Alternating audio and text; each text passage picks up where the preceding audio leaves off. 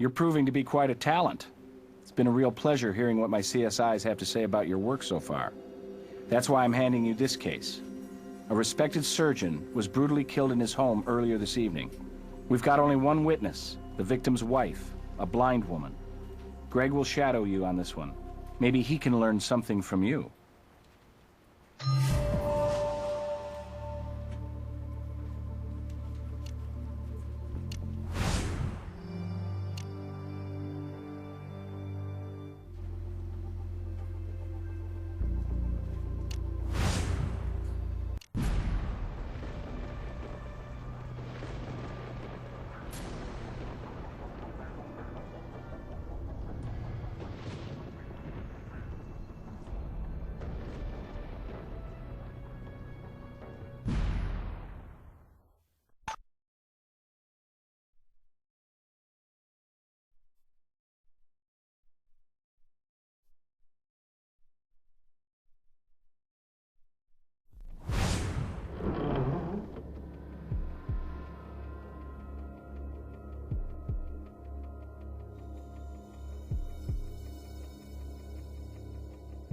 Hey, thanks for coming aboard. From what I hear, you are the CSI to be partnered with these days. So anyway, welcome to the crime scene. Grisly murder, Vic upstairs in the bedroom. The decor? Early spatter. And his wife Amita didn't see a thing, being as she's blind. But we can count on her other senses being keen. So we have to interview her right now, despite her understandable shock. Hey, looks like you got everything under control. I'll see you back at the office.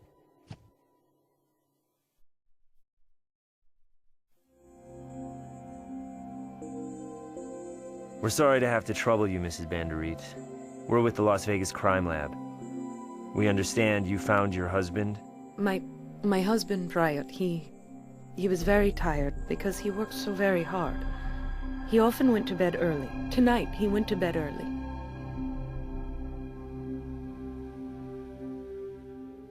I do, actually. It was just before the BBC NewsHour. On the radio. That would make it around 7. I often stay up to listen. They play international music after the news. That would make it just after 9 p.m. when I went upstairs. I entered the bedroom as always, and as always I spoke to him. He did not sleep deep, and would greet me when I joined him. But he did not answer, even when I raised my voice. I went to him and found the awful moisture. I knew it was blood almost at once. I could smell the blood. I had some moments of panic, and then I went to the phone and called 911, but I knew it was too late. His breathing, I could not hear it.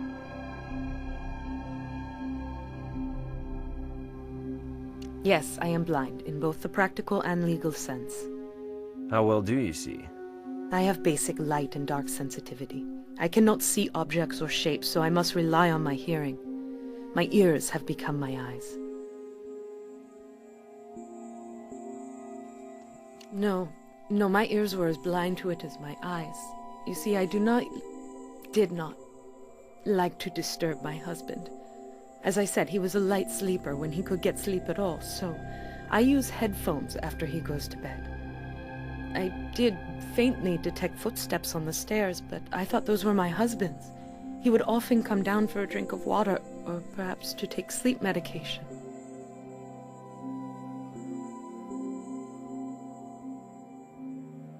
I surely must have. I cannot be specific. I was almost immediately in a panic, and my memory is but a blur. Your clothing shows no overt signs of bloodstain, Mrs. Banderit. I do apologize for that. I know I have probably inadvertently hurt your evidence gathering, but I felt compelled to change, to wash my hands, so as not to sit and wait in my husband's blood. I do have the clothing for you. Blood transfer fairly minimal on these clothes, consistent with her interview. Let's take a look at the scene. Dead or alive, I don't like touching insects. Grab it if you want. Grissom will appreciate it.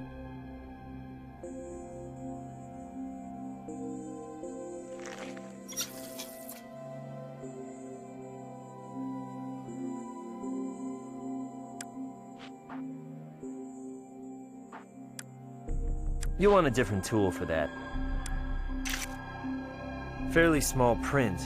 If it's the attackers, we may be looking for a female.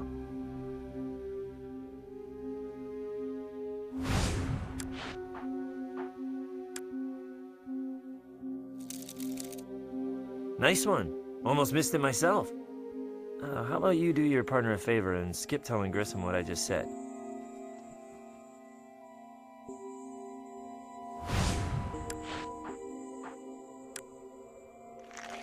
Bloody fireplace poker, and my usage isn't British.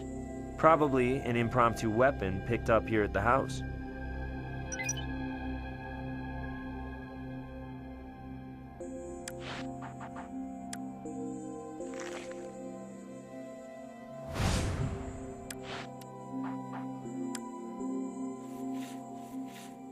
You know the saying, looks like a duck, quacks like a duck, must be a duck? Don't try that one out on Grissom. Looks like tea, smells like tea, analyze it anyway.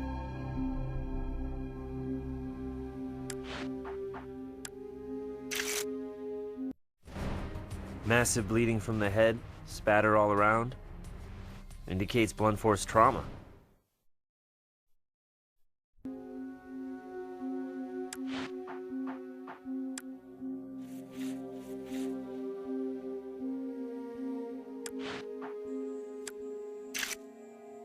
Height of the bloodstain indicates the attacker was short.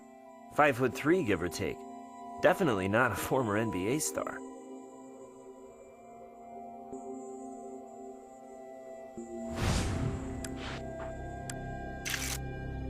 Ceiling spatter is consistent with the blunt force object being swung back for another hard blow.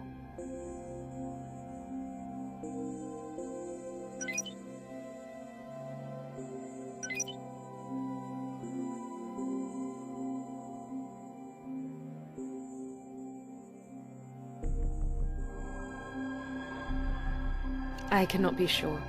Pryor usually locks up before going to bed, but as I say, he was especially tired. Perhaps he forgot. Such a thought is unthinkable. Pryor was a shining star in the Indian community, well liked by his peers, adored by his patients. He leaves a terrible void.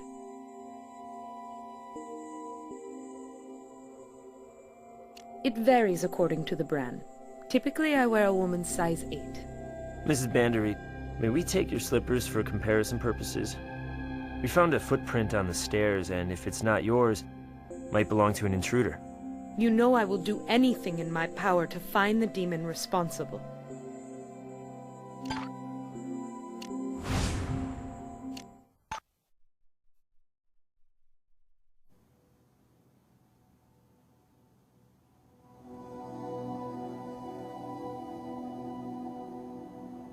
Sure, I'll send a team right out.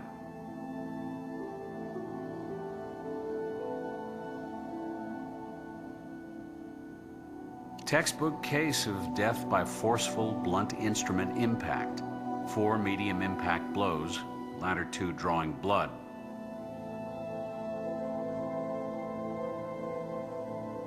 Heavy dose of the VIX system, explaining the lack of defensive wounds on his arms and hands. Mr. Bandery was in a deep sleep that simply became permanent.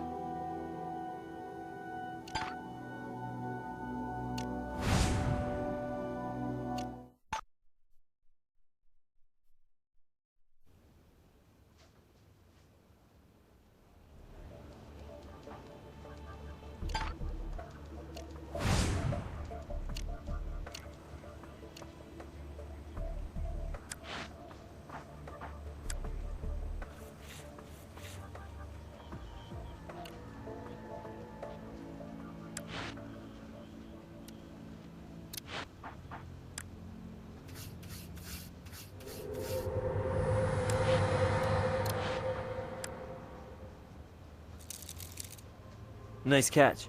Let's see if we can flush out who drew a club in their poker hand.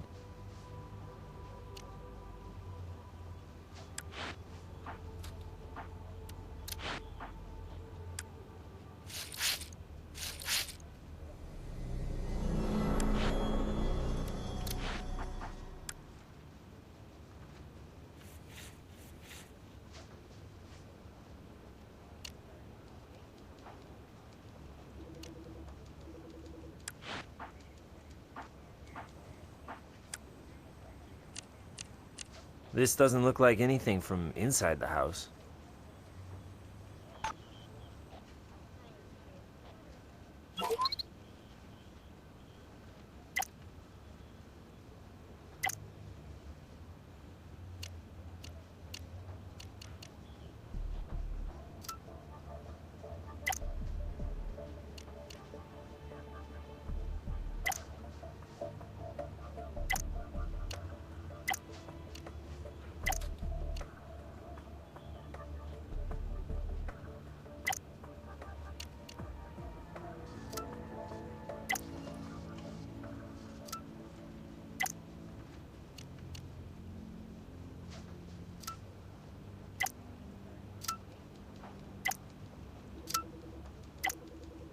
Missing a piece of the puzzle here, and the crime scene didn't give it up. Of course, the teacup could have been already chipped.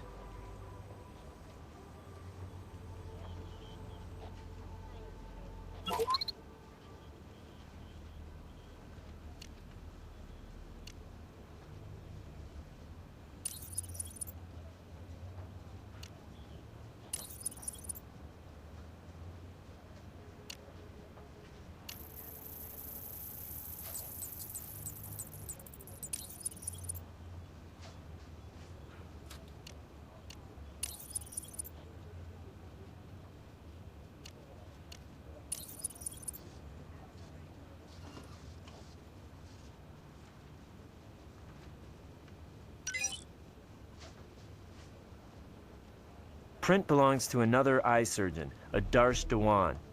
On visa sponsored by the Vic for his medical practice. No current address, though.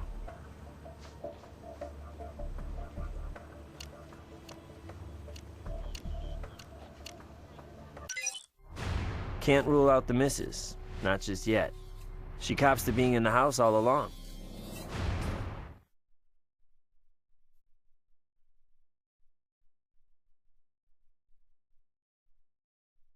Not only that, a blind person knows his or her house better than a sighted occupant.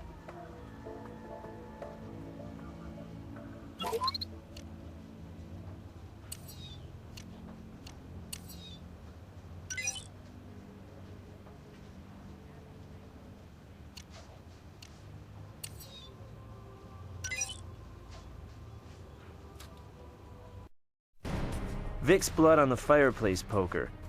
An object consistent with the ceiling's backspatter. Good bet we have our murder weapon.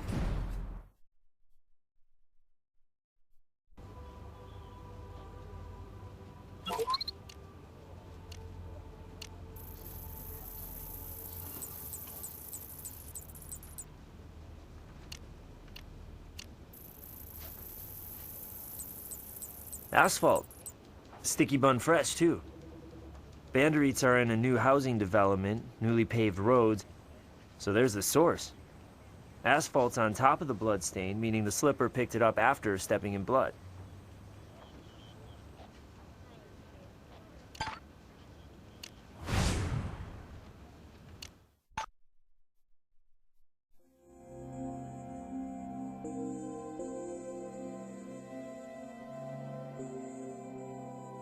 I don't believe that Let me think.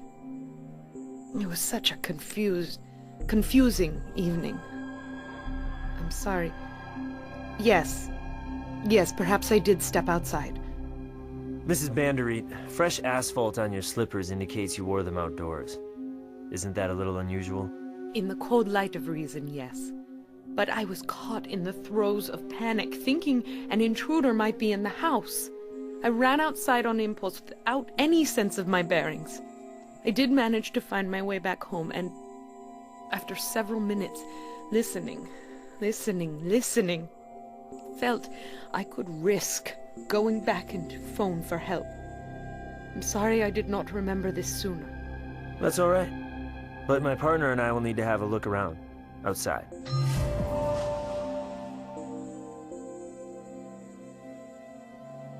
Adarsh was my husband's junior partner at the medical practice.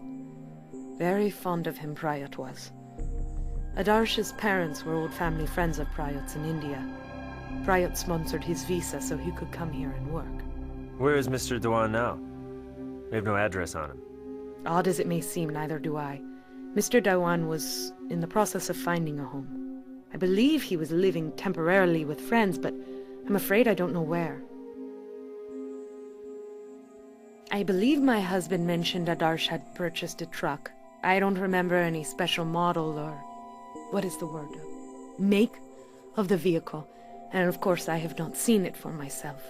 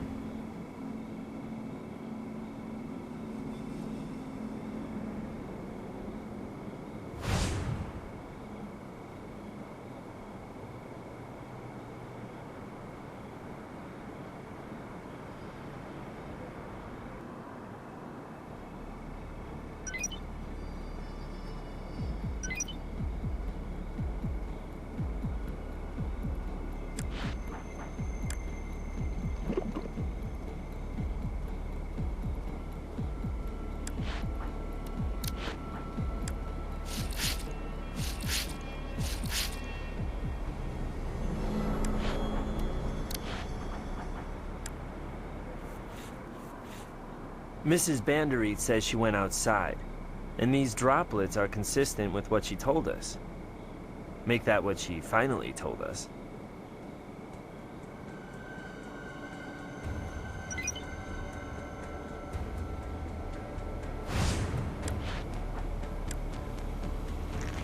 Somebody was in too much of a hurry to use their eyes backing out.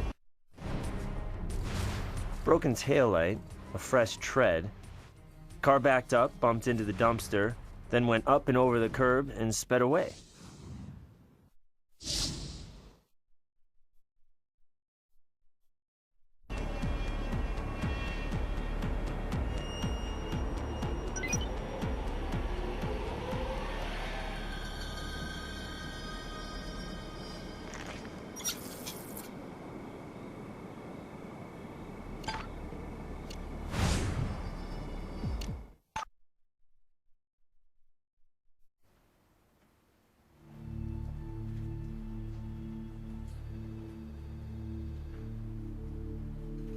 That's an easy one. Give me a sec to look it up. Vic had a legal prescription for the medication, strictly kosher.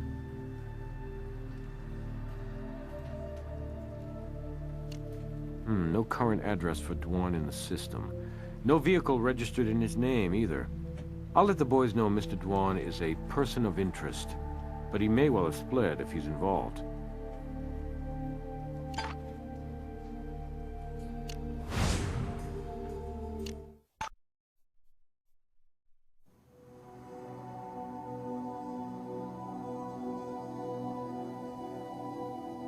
Well, the marks are consistent. The fire poker is almost certainly your murder weapon.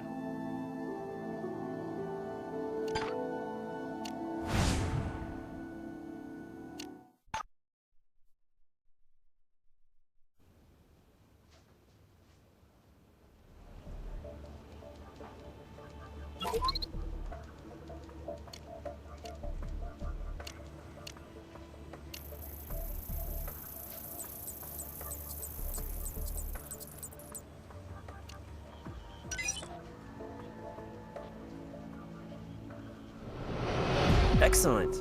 There's our make and model. Looks like the two of you are off to a good start. Learning anything from your partner? We're too busy actually investigating a case to figure out which one of us you are referring to. So, to fill you in, we've discovered a print belonging to the former eye doctor's business partner on the murder weapon. According to the wife, he drives a truck, and we found a tire tread at the scene, along with broken taillight fragments. So you have a suspect, and a reasonable description of his vehicle. Have you hit up Brass for an APB yet? We were just on our way over there. Tell you what, since you two are doing such a fantastic job with the evidence, why don't you keep at it? I'll talk to Brass and have him call you when he gets a hit on your missing vehicle.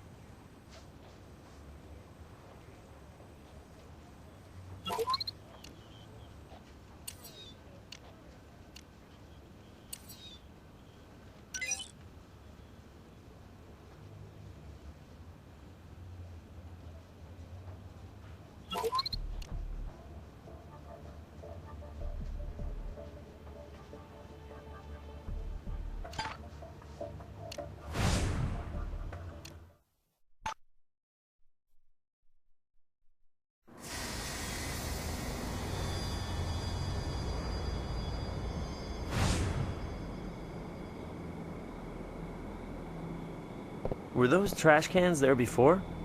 Or am I having eyesight trouble?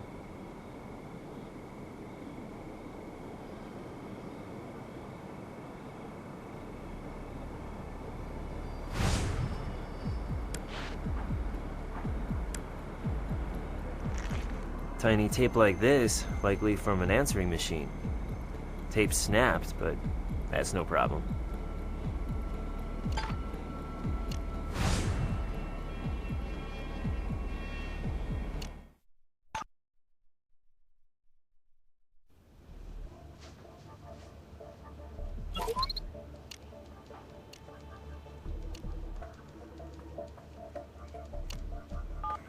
Mother, pick up. Pick up. Mother, I know you're listening. You have got to divorce that man. I'm not asking for my own sake, but for yours. Please, please leave him before he makes good on that threat. You can still be happy, Mother. And so can I. Maybe things at the Banderit house were not as perfect as Mrs. Banderit wanted us to believe.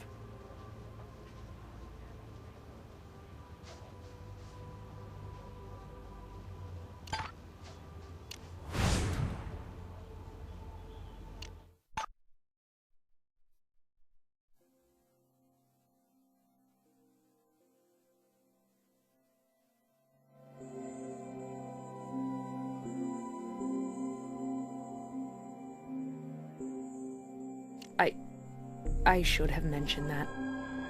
I just did not want you to misunderstand, to think my daughter...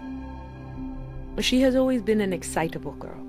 She overreacts. I wanted to spare my husband of that melodrama, so I cut the tape and threw it away, and told Bryant the tape had broken. Is any marriage perfect? Whatever small problems there might be, my marriage was sacred to me, and Bryant's word, his will, I obeyed, with love in my heart. My daughter was raised in this country and does not understand. Why, she lives right across the street. She is a wonderful daughter at heart. She welcomes me into her beautiful kitchen for lunch every day.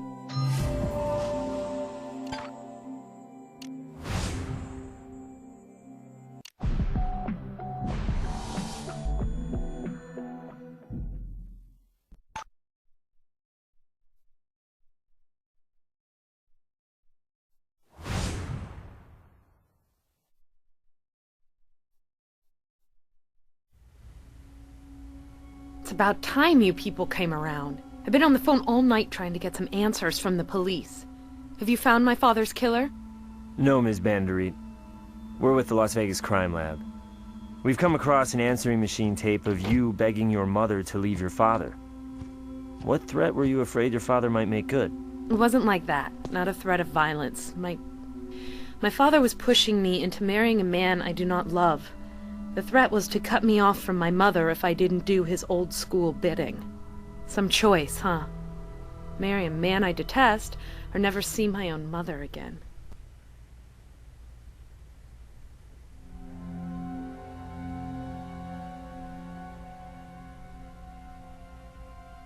His business partner?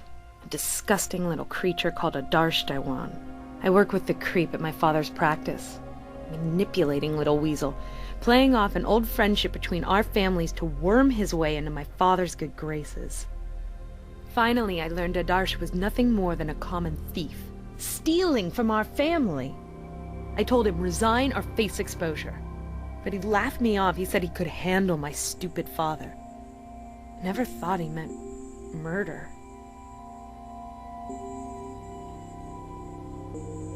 Yes, credit card fraud. Using my father's Visa card to be precise. A snake. Right behind our backs. My father told me that Visa noticed suspicious activity and alerted him right away. I don't know if he suspected Adarsh, but I did, and I found proof in his apartment.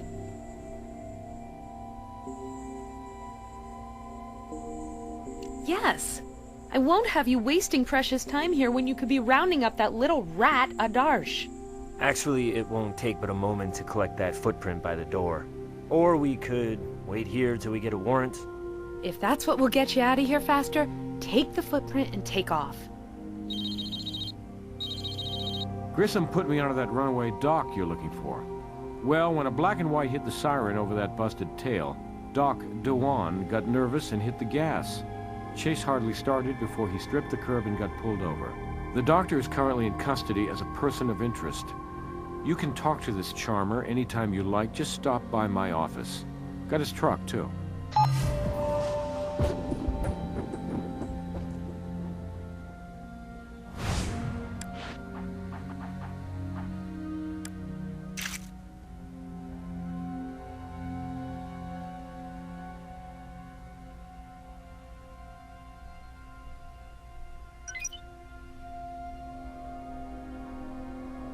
I have nothing else to say to you.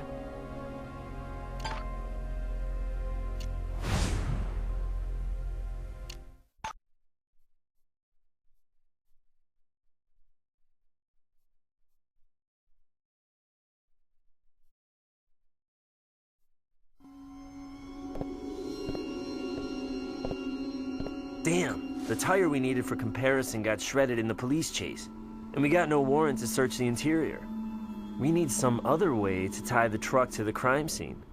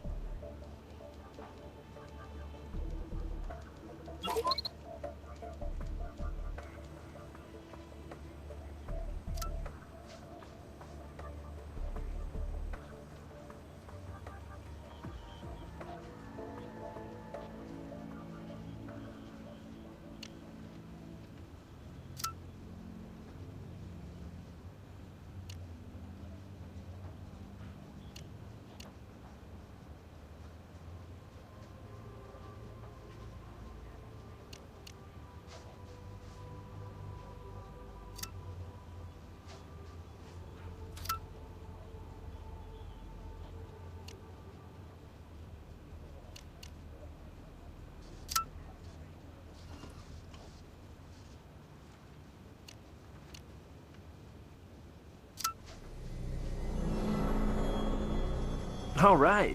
We placed the truck out in front of the Vic's place, without the tire track evidence.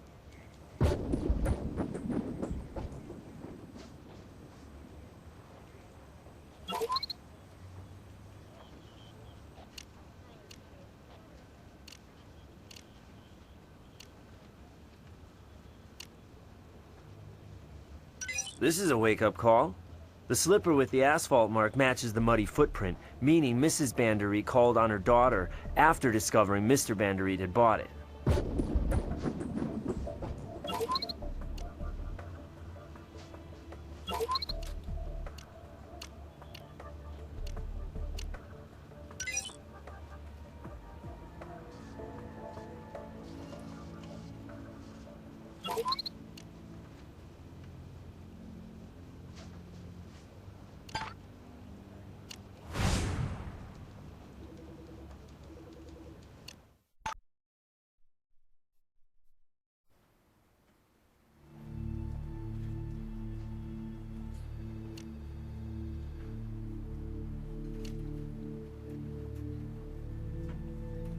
Busted light ties the truck to the street in front of the Vic's residence. That key unlocks the truck for a look-see.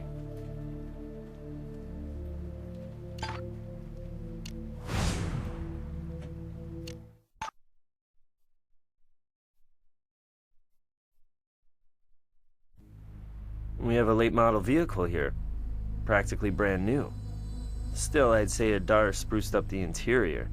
Cleaned, vacuumed it. Everything but the new car smell.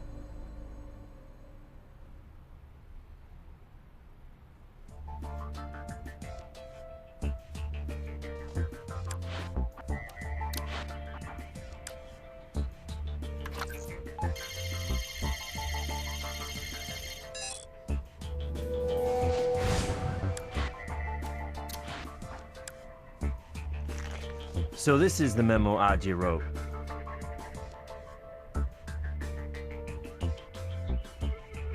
Locked. If we break in, the next Warren Brassel issue will be on us. Let's see what else we can find.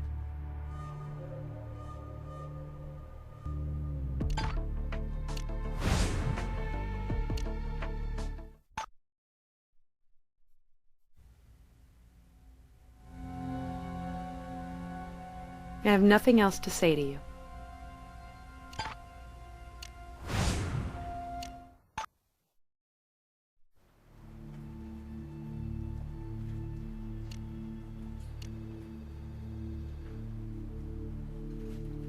Footprint evidence provides a clean link between her home and the crime scene. Plus, we got a possible motive thanks to the answering machine tape. Enough for a warrant.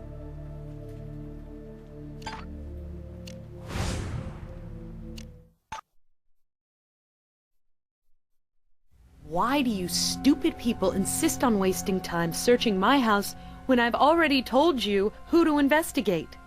In the meantime, my mother is on the verge of a nervous breakdown, and the killer is running free. I don't have another word for you. Cool. We work well when it's quiet. We'll start with your fingerprints. Ugh.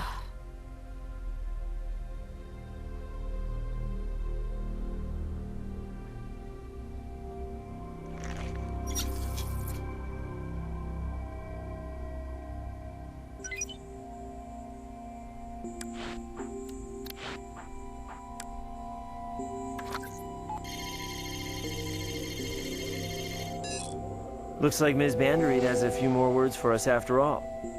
Secret ones, but words.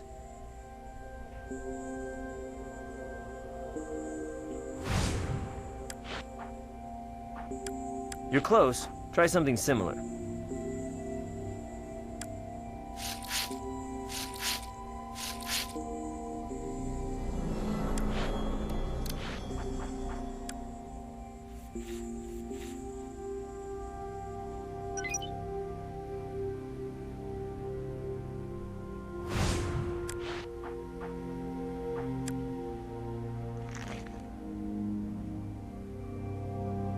I have nothing else to say to you.